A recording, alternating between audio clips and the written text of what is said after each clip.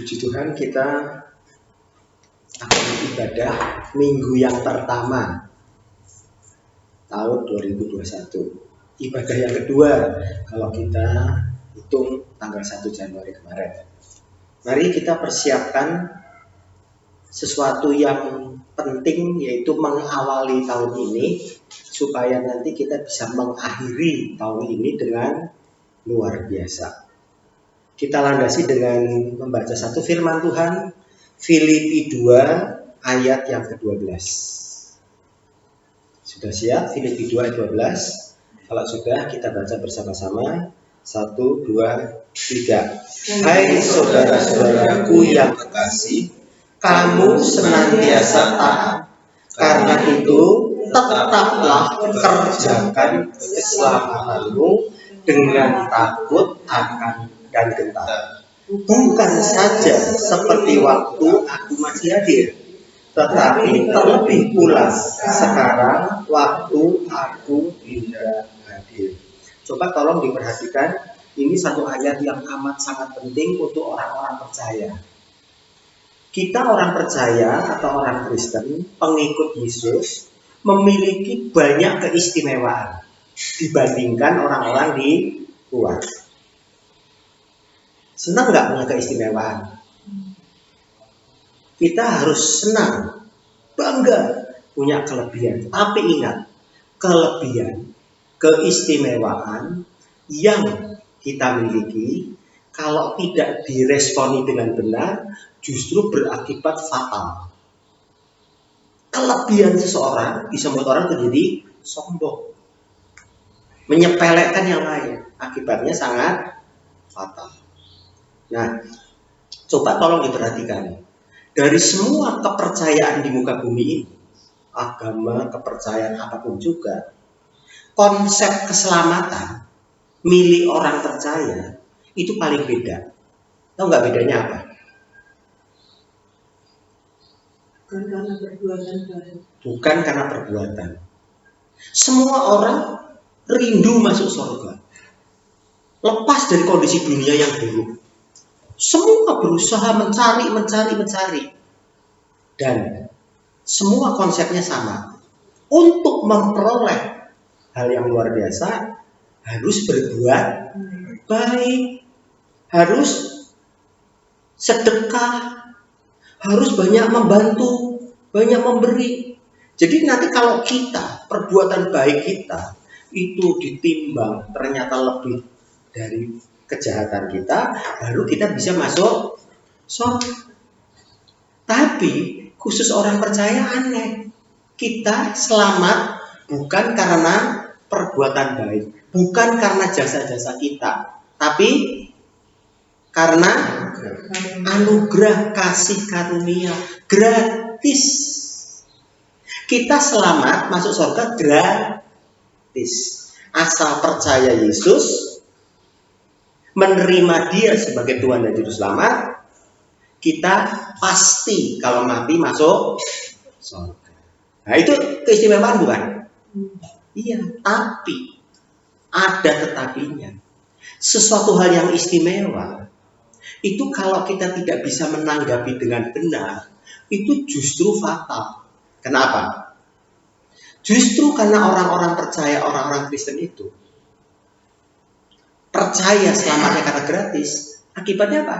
Mereka menyepelekan. Tahu ya? Nyepeleke.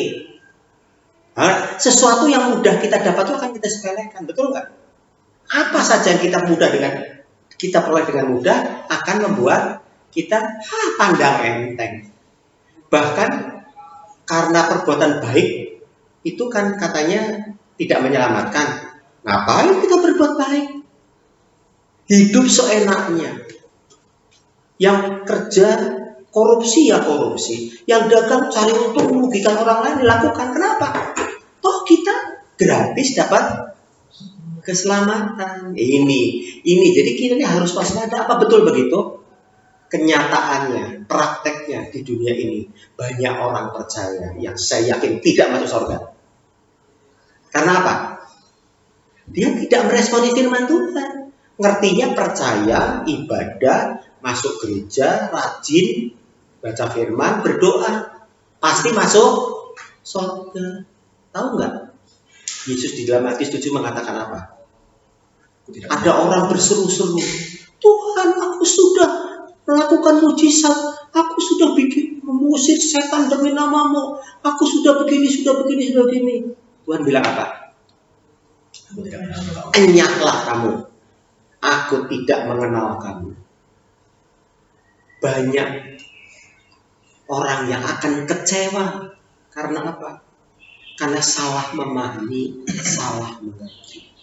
Ya, jadi hari ini, minggu yang pertama ini, saya ingin ngajak, jangan pernah menyepelekan keistimewaan, kelebihan, talenta yang Tuhan berikan pada kita. Percaya nggak? Kita masing-masing punya talenta, punya anugerah, kelebihan. Percaya nggak? Ingat ya, responi itu dengan benar, supaya apa? Supaya kita tidak kecewa nantinya. Kita mengira karena keselamatan itu mudah diperoleh, kita menganggap remeh, kita memandang rendah orang lain. Kamu pasti masuk neraka. Nih, aku percaya Yesus, masuk surga. Sombong. Yesus senang nggak orang itu? Yesus ingin kita kasihan kepada mereka yang tidak mengenal. Gimana caranya supaya kita ini membawa mereka datang pada Yesus. Ini surga nih. Wah, itu satu hal yang fatal yang terjadi pada orang-orang percaya. Oke, sekarang kita ingin belajar mengenai keselamatan dan apa yang harus dikerjakan. Tadi kita sudah membaca, hai saudara-saudaraku yang kekasih, kamu senantiasa taat. Karena itu apa? Kerjakanlah. Hei saudara-saudaraku yang kekasih, kamu senantiasa taat. Karena itu tetaplah kerjakan keselamatanmu dengan takut dan gentar. Bukan saja seperti waktu aku masih hadir, tetapi terlebih pula sekarang waktu aku tidak hadir. Jadi benar, keselamatan itu diperoleh dengan gratis, cuma-cuma, nggak perlu berbuat ini, nggak perlu buat itu, nggak perlu. Kamu berbuat apapun, kalau tidak menerima Yesus sebagai Tuhan dan Juru Selamat, tidak percaya sama Dia, nggak bakal masuk surga. Walaupun ibadahmu, walaupun sedekahmu, perbuatan baikmu luar biasa, tetap tidak bisa masuk surga. Karena jalan ke surga cuma satu. Yesus berkata dalam Yohanes 14:6, akulah jalan dan kebenaran dan hidup. Tidak ada seorang pun yang sampai ke surga tanpa melalui aku. Kisah Rasul 4:12. Di kolong langit ini tidak ada satu nama pun yang olehnya kita beroleh keselamatan, kecuali di dalam nama Yesus. Itu benar. Tapi Rasul Paulus mengingatkan, keselamatan yang kita peroleh dengan cuma-cuma itu harus tetap dikerjakan. Bukan dianggap sebagai suatu kesombongan. Talenta-talenta yang ada pada Anda semua, kalau nggak dikerjakan, cuma dibanggakan, dipamer-pamerkan di mana-mana, berguna nggak? Sepandai apapun Anda, sehebat apapun Anda, misalnya jago sepak bola, luar biasa, melebihi Maradona, melebihi Messi, Ronaldo, tapi kalau nggak pernah main sepak bola, ada hasilnya nggak? Nggak ada gunanya. Jadi keselamatan itu harus dikerjakan. Memang benar, keselamatan kita itu gratis, cuma-cuma. Kita dulu berdosa, bersalah, sudah ditebus, sudah dibayar lunas oleh Tuhan Yesus. Oke, sekarang kita lihat 2 ayat dari masalah itu. Ya, sekarang coba bagaimana caranya kita mengerjakan. Yuk kita buka 1 Korintus 6 ayat 20. 1 1 Korintus pasal yang ke-6 ayat 20. Tolong diperhatikan. Jangan motong-motong firman. Sudah ketemu ya? 1 Korintus 6 ayat 20. Sebab kamu telah dibeli dan harganya telah lunas dibayar. Oleh siapa? Yang bayar siapa? Yang menanggung dosa kita siapa? Yesus. Dia bayar di mana? Di kayu salib, di Golgota. Kalimatnya berarti di situ. Karena itu muliakanlah Allah dengan apa? Tubuhmu. Jadi karena kita ini sudah dibayar lunas, kita ini harus memuliakan Tuhan dengan tubuh kita. Artinya kita tidak boleh menggunakan tubuh kita untuk melakukan hal-hal yang tidak benar. Kalau kita ingin memuliakan Tuhan, tubuh kita, namanya tubuh itu apa sih? Semua. Mulut kita boleh nggak mengeluarkan kata yang tidak benar? Telinga, mata, semua harus digunakan untuk memuliakan. Jadi tubuh kita, jadi karena kita sudah lunas dibayar, kita harus memuliakan. Nah itu kerja kita. Kerja kita itu adalah mempermuliakan Tuhan dengan tubuh kita. Kita nggak bisa ngomong seenaknya. Kalau dulu suka ngomong kasar, misu-misu, kebun binatang keluar, sekarang nggak bisa. Dulu mata kita begini, dulu telinga kita gini, dulu tangan kita berbuat begitu, suka nempeleng misalnya. Kaki kita melangkah ke tempat yang benar, nggak bisa. Nah itu mengerjakan keselamatan yang sudah kita peroleh. Kita mau keselamatan cuma-cuma, nah kemudian kita bekerja setiap seminggu sekali, sebulan sekali, senantiasa mempermuliakan. Jadi nggak boleh mulutnya mengeluarkan kata-kata, hatinya penuh dendam, benci, nggak ada gunanya. Jadi caranya bayar bagaimana? Tetap mengerjakan itu, mengerjakan keselamatan itu gimana? Jadi tubuh kita digunakan dengan dimuliakan.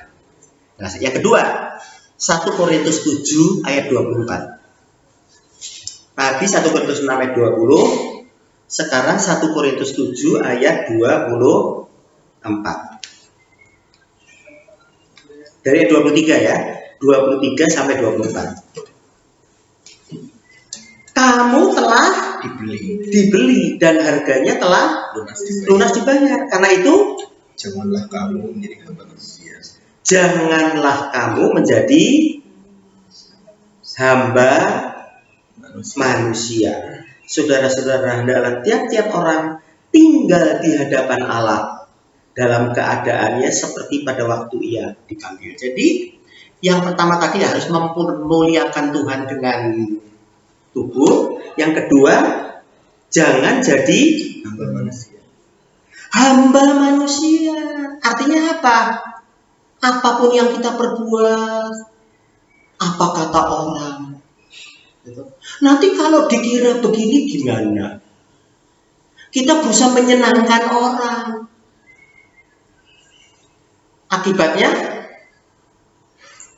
karena kita berusaha menyenangkan hati orang, kita malah menyakiti hati Tuhan. Galatia 1 ayat 10, coba.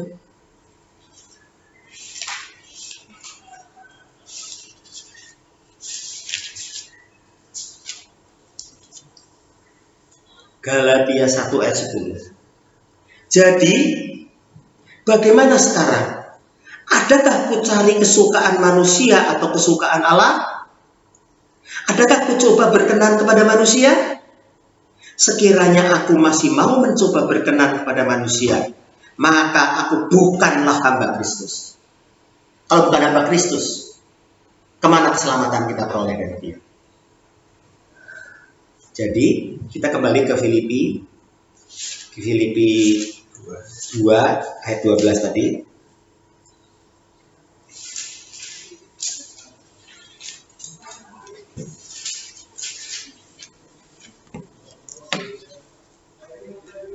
Hai saudara-saudaraku yang kekasih, kamu senantiasa taat. Karena itu tetaplah kerjakan keselamatanmu. Jadi keselamatan yang kita peroleh dengan cuma-cuma gratis harus kita kerjakan. Dengan apa? Dengan takut dan gentar. Takut dan gentar kepada siapa? Takut dan gentar kepada siapa?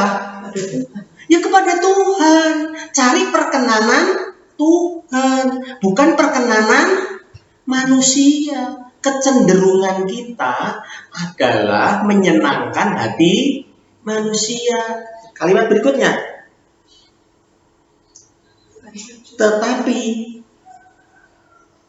bukan saja seperti waktu aku masih hadir, tetapi terlebih pula sekarang waktu aku tidak hadir. Paulus itu melihat kemunafikan orang-orang percaya. Kalau ada Paulus, wah berusaha hidup benar. Begitu Paulusnya nggak ada, gimana? Waktu ada Paulus, mereka berusaha melakukan firman Tuhan. Begitu nggak ada,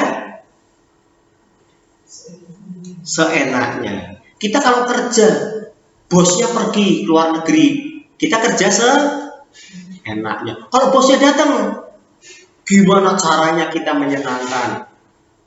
Anak-anak sekolah, kalau ada gurunya, wah berusaha rajin taat.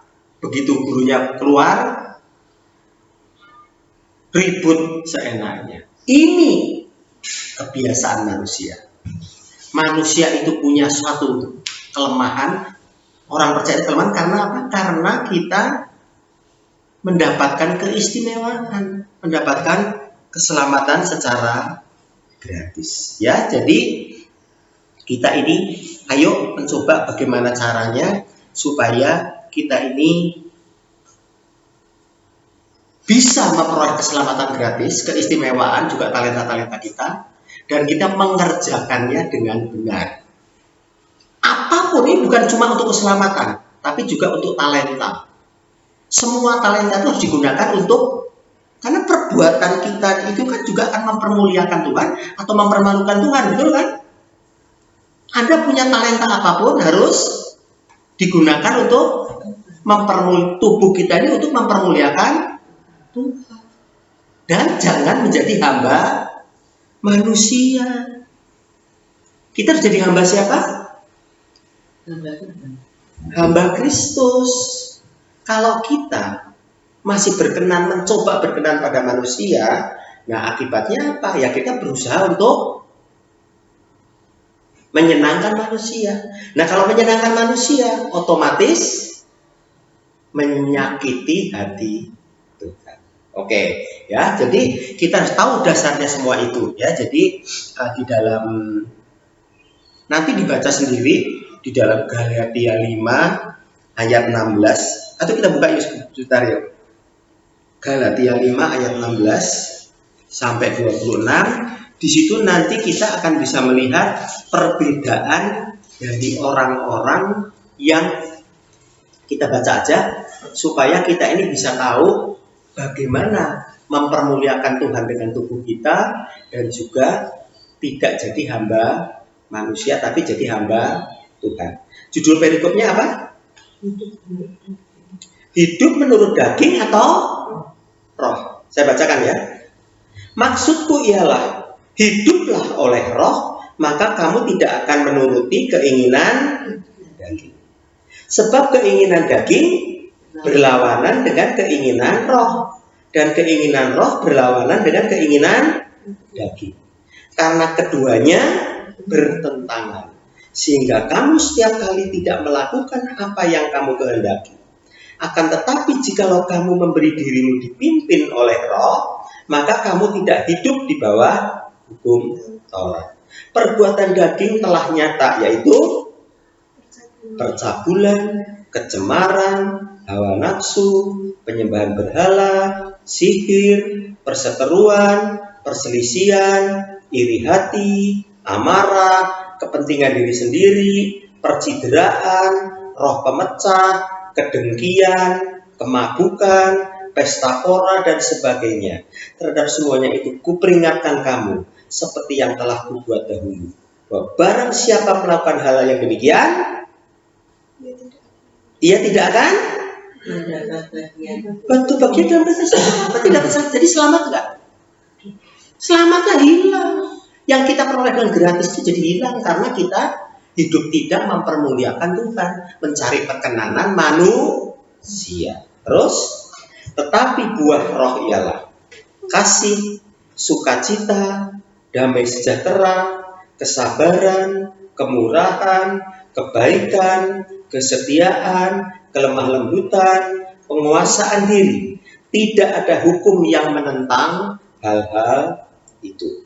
Barang siapa menjadi milik Kristus Yesus, ia telah menyalibkan daging dengan segala hawa nafsu dan keinginannya.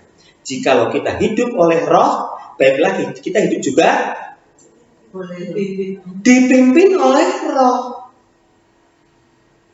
Dan janganlah kita apa? Gila hormat, pengen dihormati, pengen berkenan di hadapan manusia, dan akibatnya menyakiti hati Tuhan. Janganlah kita saling menantang dan saling mendengki. Masih ada iri, dengki, hati, dendam dalam diri kita? Secara jujur saja, waktu kita secara cuma-cuma menerima keselamatan, kita ini cuma terima, tapi belum mengerjakan keselamatan itu. Jadi dengan kata lain, kita ini harus hidup berkenan di hadapan Tuhan. Caranya gimana? Bisa nggak kita melakukan seperti yang diberitakan oleh Tuhan melalui ini? Jadi tidak ada dengki, tidak ada selisih. Itu bisa nggak? Jujur aja. Bisa nggak? Bisa nggak kita hidup benar seperti yang dimau oleh firman Tuhan? Nggak bakal bisa. Tidak bisa. Yang bisa melakukan itu adalah Roh Kudus.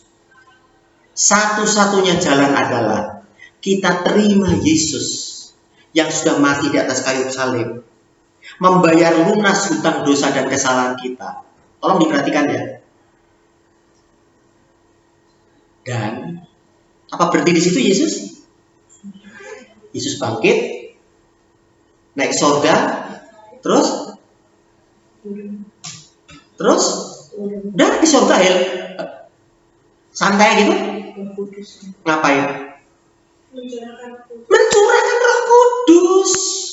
Orang Kristen banyak mengaku punya Roh Kudus, padahal omong kosong. Roh Kudus itu harus diterima dengan cara jangan mendukakan roh, apalagi memadamkan. Kalau Roh Kudus itu kita dukakan dengan melakukan yang nggak benar, ya rohnya pergi. Kalau rohnya pergi, bisa muncul buah roh nggak? Ada kasih nggak? Ada sukacita nggak? Ada damai sejahtera nggak? Nggak bakalan. Apalagi penguasaan diri. Jadi kita terima Roh Kudus, jangan didukakan ya. Coba yuk kita baca Efesus 4 ayat 30.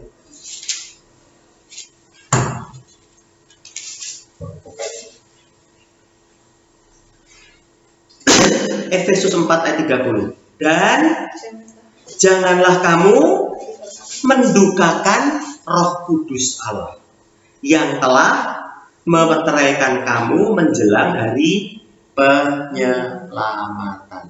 Mendukakan itu melakukan sesuatu yang tidak benar tadi dalam Galatia tadi, sehingga Roh Kudusnya berduka. Jangan mendukakan. Kalau seseorang atau siapapun didukakan terus gimana? Lama-lama pergi. Yuk kita buka 1 Tesalonika 5 ayat 19.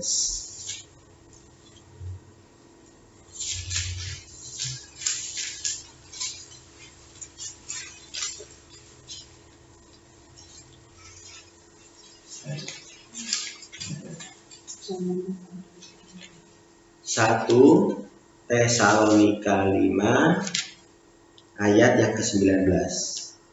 Yuk kita baca sama-sama. 1, 2, 3. Janganlah padamkan roh. Kalau didukakan terus berarti kita sedang memadamkan roh. Kalau rohnya berduka yuk padam. Bisa kita nuruti perintah Tuhan dengan memuliakan Tuhan dengan tubuh kita? Gak bakal bisa. Gak bisa. Hanya kita dengan pertolongan Roh Kudus. Roh Kudus memimpin kita, baru kita bisa mempermuliakan Tuhan. Tidak mencari kehormatan manusia. Tidak gila hormat.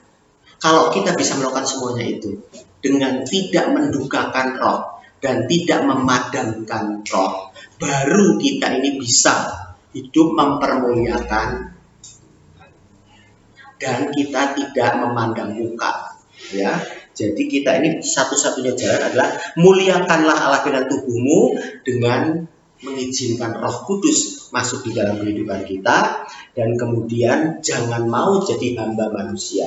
Jangan mencoba mencari perkenanan manusia, tapi carilah perkenanan Tuhan. Oke, sekarang yang terakhir. Ini ada satu lagi, ya, yang sangat umum berlaku di dunia, tapi seringkali tidak bisa dipahami. Saya mau tanya, kita mudah mana berbuat baik dan berbuat benar? Baik. Berbuat baik benar, mudah. Gampang baik. Kalau baik itu benar nggak? Belum tentu. Kalau benar, Belum tentu baik juga.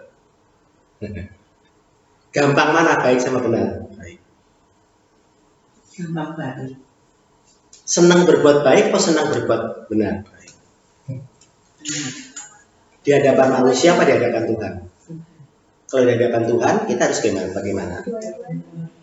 Hah? Baik dan benar. Dua-duanya. Tapi harus tahu akibat. Coba kita buka Roma 5 ayat 7.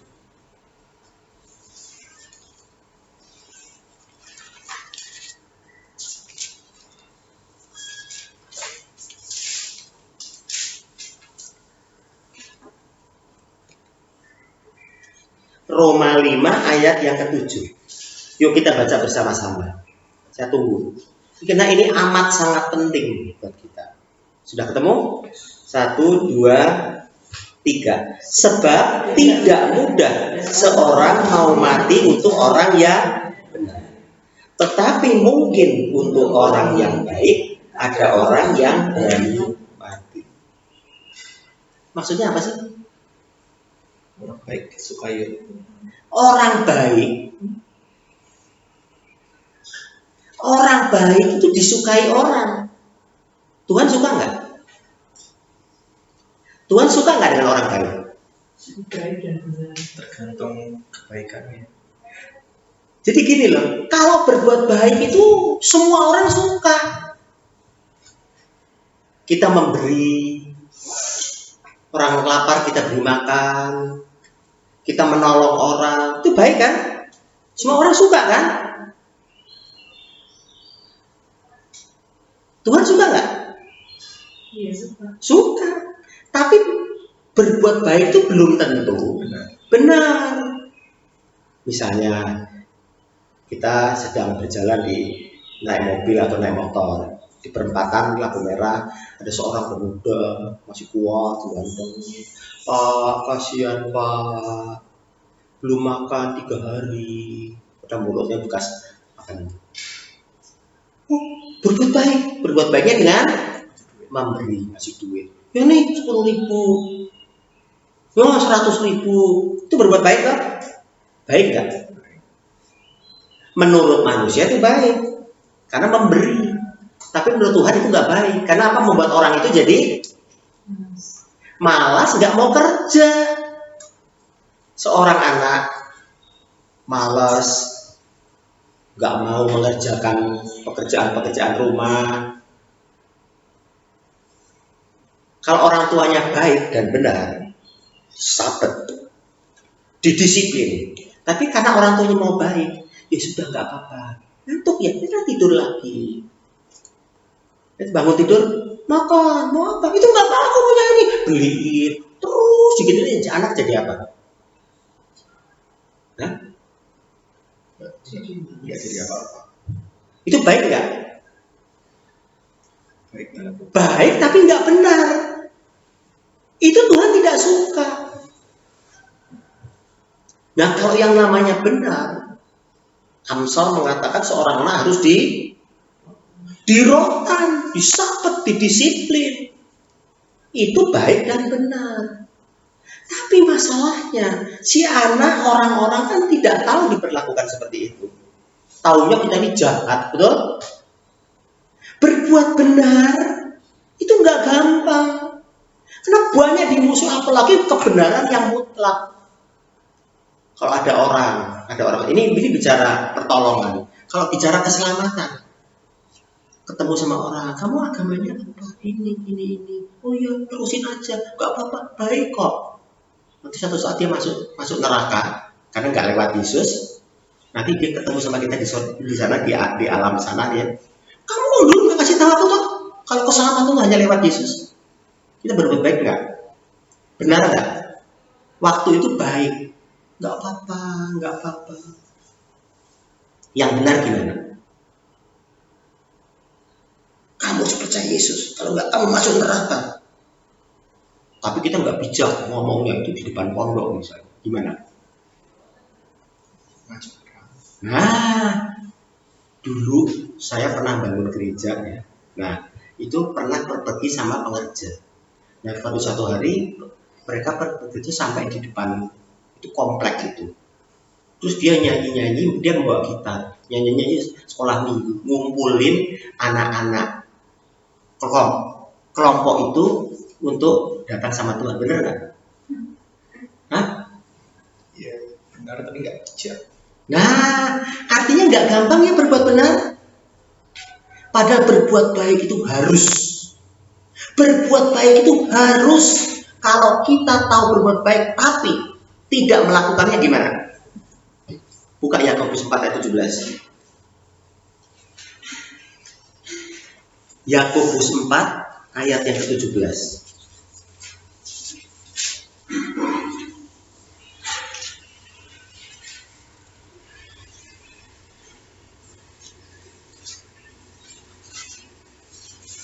Sudah ketemu? Yakobus 4 ayat 17. Yuk kita baca sama-sama. 1, 2, 3.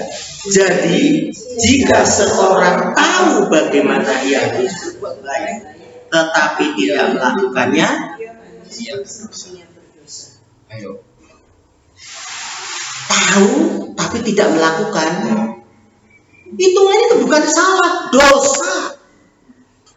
Berarti kita tetap harus berbuat baik tapi benar. Ingat resikonya.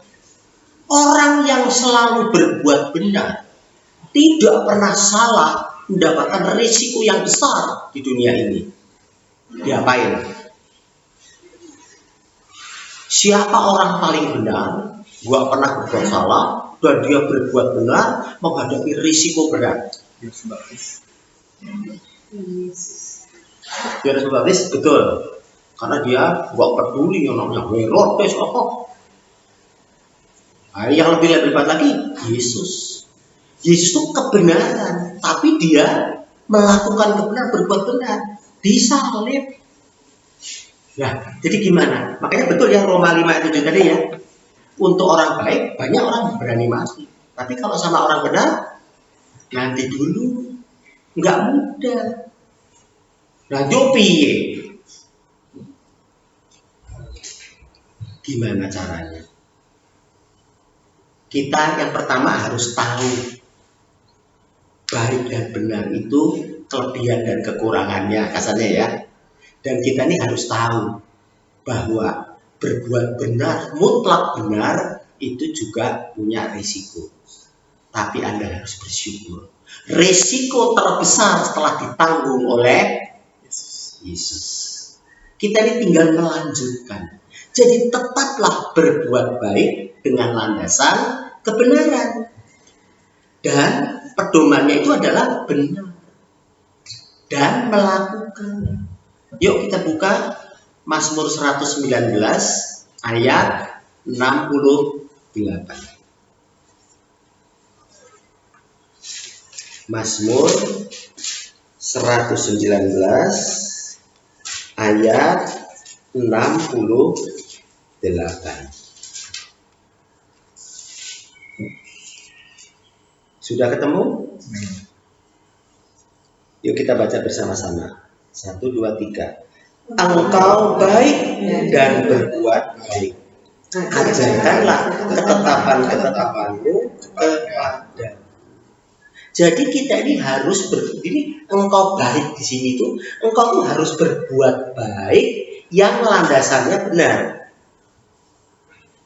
Bukan cuma itu, tapi bukan cuma baik. Jadi engkau baik. Dalam arti kita belum melakukan, tetapi dimulai dari diri sendirinya ini harus benar dulu. Kalau kita ini sudah benar, lalu berbuat baik. Kalau kita ini dirinya belum benar, bisa nggak berbuat baik? Bisa berbuat baik yang nggak benar, menjerumuskan orang atau untuk nipu. Orang nipu tuh berbuat baik loh, menunggu orang terkecoh. Ya, jadi satu saudara adalah engkau baik, Tuhan kita tuh baik dan berbuat baik. Jadi kita juga harus baik. Kalau kita berbuat baik tapi masih salah, belajar ketetapan-ketetapan Tuhan, belajar kebijaksanaan, mengikuti pimpinan dari Roh Kudus. Saat kita mengikuti Roh Kudus, nanti kita berbuat baik yang kita ini jadi orang yang baik dan benar. Kemudian berbuat. Engkau baik dan berbuat baik. Tuhan, engkau baik. Jadikan aku juga baik seperti engkau, yaitu dalam landasan kebenaran. Dan tolonglah aku untuk tidak berbuat dosa dengan tidak melakukan. Kita harus melakukan, kita harus berbuat baik. Gimana caranya Tuhan? Ajarkanlah ketetapan-ketetapanmu kepadaku.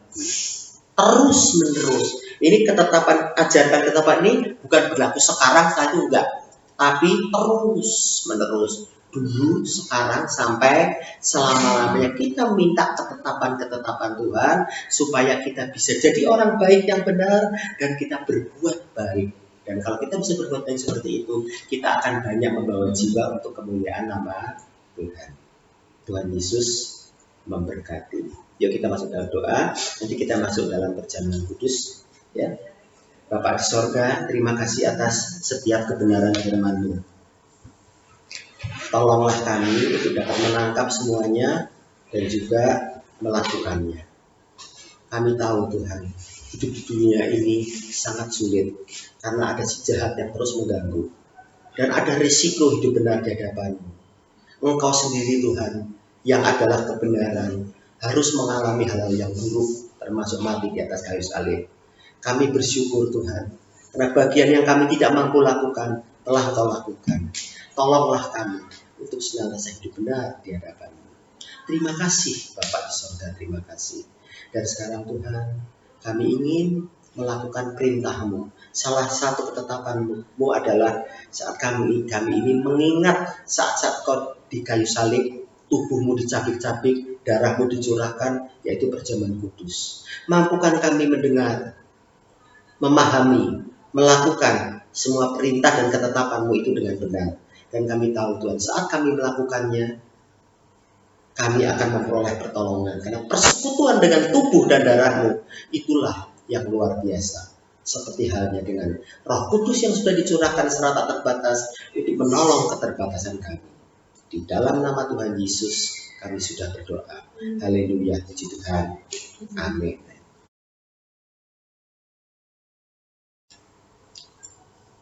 Bagi yang di rumah masing-masing, silahkan mengadakan perjamuan kudusnya, itu makan roti apapun terserah, karena itu hanya simbol dari tubuh Kristus. Dan ya mau roti atau apa silakanlah yang ada. Dan minumannya tidak harus anggur, air putih, teh atau apapun. Tapi yang penting adalah kita tahu maksud dari perintah Tuhan, yaitu Yesus menyuruh kita mengenang saat dia mati di atas kayu salib, tubuhnya tercapik-capik untuk menyatu dalam tubuh kita, dan darahnya tercurah untuk penebusan dosa-dosa kita, untuk pemulihan dan keselamatan kita. Mari kita masuk dalam doa. Bapa di sorga, terima kasih kami boleh ibadah, kami boleh membaca firman-Mu, kami boleh belajar, dan saat ini kami ingin melaksanakan perintah dan ketetapan dari Engkau Tuhan Yesus.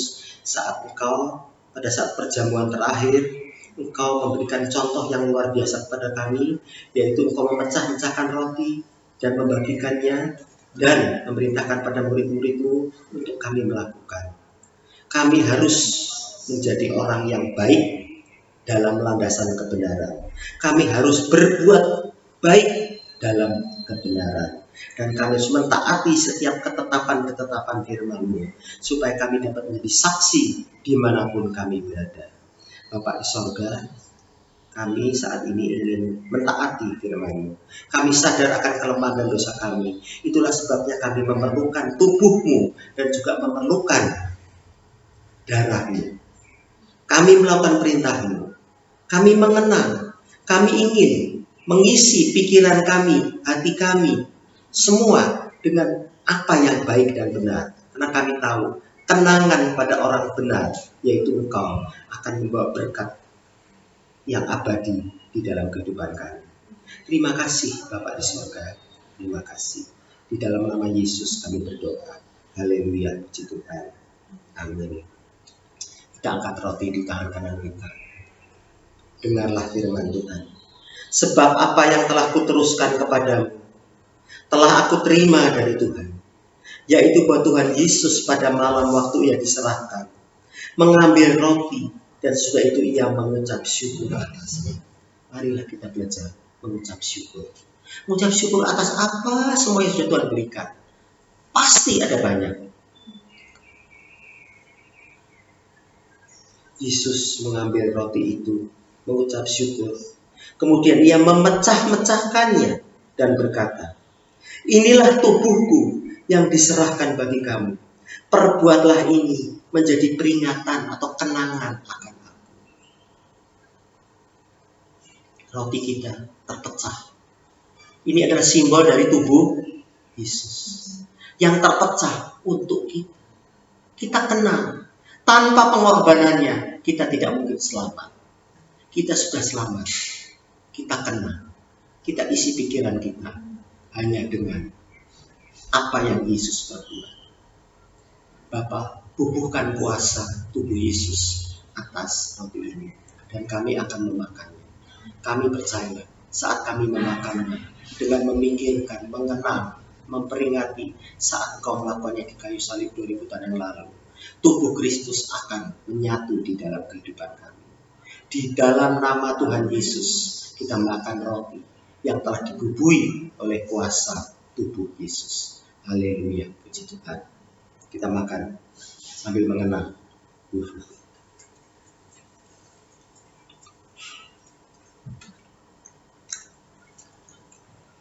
Kita angkat cawan berisi minuman. Dengarlah firman Tuhan. Demikian juga ia mengambil cawan sesudah makan, lalu berkata, cawan ini adalah perjanjian baru yang dimeteraikan oleh darahku. Perbuatlah ini setiap kali kamu meminumnya, menjadi peringatan akan aku. Kita mengenal Yesus tidak hanya dicapik-capik tubuhnya, tidak hanya dipecut, tidak hanya dilubangi, tapi darahnya tercurah untuk kita. Yesus mengalami kematian, tetapi dia menang atas kematian, bangkit. Kita kenal itu. Tubuhnya dihancurkan, darahnya dicurahkan untuk kemenangan bagi kita. Bapak, bubuhkan kuasa darah Yesus atas minuman ini. Kami akan meminumnya. Dan kami percaya, kuasa darah Yesus itu akan mengalir masuk hidup abadi di dalam kehidupan kami. Dan kami dapat menjadi saksi untuk kemuliaan nama-Mu. Di dalam nama Tuhan Yesus, Bapa, bubuhkan kuasa darah Yesus. Dan kami akan meminumnya. Di dalam nama Tuhan Yesus kita minum. Haleluya, haleluya.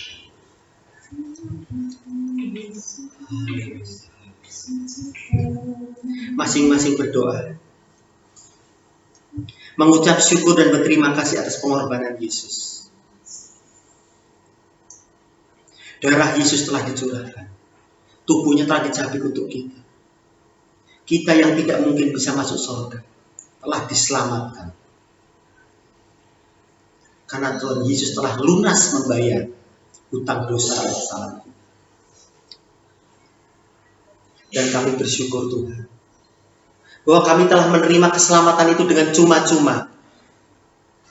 Namun kami tahu sekarang bahwa keselamatan itu tetap harus dikerjakan. Bukan dipamerkan, bukan disombongkan, bukan dipertunjukkan kepada orang-orang untuk mencela dan menghakimi mereka. Keselamatan itu harus kami kerjakan, supaya tubuh kami benar-benar dapat mempermuliakan Engkau. Ampuni kalau selama ini Tuhan, kami menggunakan tubuh kami dengan segala kecemaran dan dosa. Juga Tuhan, mampukan kami untuk melakukan semua ini dengan takut dan gentar, dengan memandang Engkau, mencari perkenanan-Mu, bukan perkenanan manusia. Kami tidak mau menjadi hamba manusia, karena semua manusia pun sama Tuhan, bahwa mereka sudah berbuat dosa, dan tidak ada seorang pun dapat sampai ke surga kecuali melalui Engkau. Keselamatan hanya daripada-Mu. Sekarang ini mampukan Tuhan, mampukan kami untuk mengerjakan keselamatan itu dengan cara terus berusaha supaya tubuh kami untuk mempermuliakan Engkau, dan supaya kami terus mencari perkenanan-Mu. Kami tidak jadi hamba manusia, tapi menjadi hamba Engkau Yesus. Bukan hamba uang, bukan hamba kekayaan, bukan hamba apapun juga, hanya hamba-Mu. Terima kasih Bapak di surga, terima kasih. Dan mampukan kami Tuhan untuk berbuat baik di dalam landasan kebenaran. Jadikan kami baik Tuhan, hati dan pikiran kami, roh, jiwa dan tubuh kami. Dan mampukan kami untuk menjadi pelaku dari firman. Biarlah kami berbuat baik, dan orang-orang di dunia ini melihat, mengakui kebenaran-Mu, merasakan kasih-Mu, dan mereka semua datang kepada-Mu, mengakui Engkau Yesus sebagai Tuhan dan Juru Selamat. Dan tubuhnya berlutut menyembah, mempermuliakan Engkau, dan menjadi saksi sebagai bagian dari pekerjaan keselamatan itu, sehingga seluruh dunia mengenal Engkau, kembali kepadamu bagi mereka yang menerima-Mu. Terima kasih Bapak di surga, terima kasih. Dan Bapak, kami akan menyudahi ibadah kami. Mari Bapak di surga, jangan biarkan anak-anak-Mu ini pulang selesai melakukan tugas dengan tangan hampa, tapi berkat berlimpah yang daripada-Mu. Kami telah menerima keselamatan secara cuma-cuma. Kami mau terus mengerjakan bagian kami, mengerjakan keselamatan ini dengan takut dan gentar, dan tidak memandang pada manusia. Terima kasih Bapa di sorga. Kiranya berkat-Mu atas kami semua.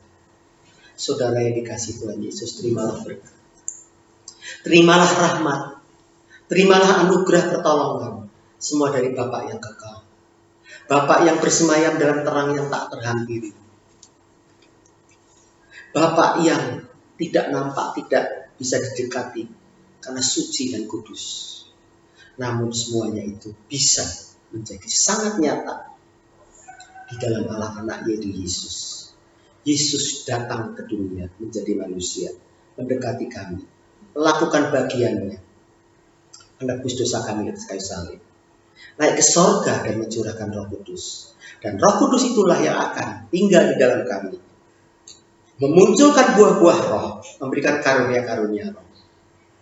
Dan Roh Kudus itulah yang terus mengajar kami, mengingatkan kami, menginsafkan kami, menuntut kami pada seluruh kebenaran, dan menjadi penghiburan kami karena kami masih tinggal di dalam dunia. Di dalam nama Tuhan Yesus kami sudah berdoa. Haleluya, puji Tuhan.